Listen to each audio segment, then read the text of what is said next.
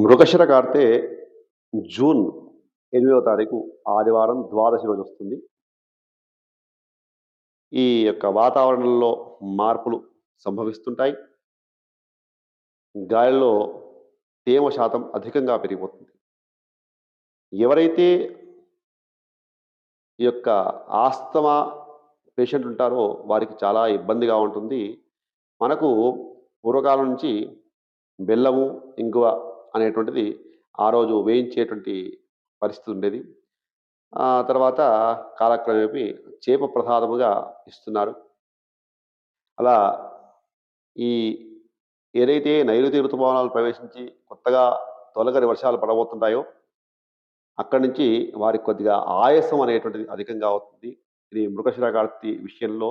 అయితే రైతుల విషయంలో తొలకరి వర్షాలు పడడం, రైతులు మనకు కావాల్సినటువంటి ధాన్యాల్ని వారు అప్పుడు ప్రారంభం చేస్తారు.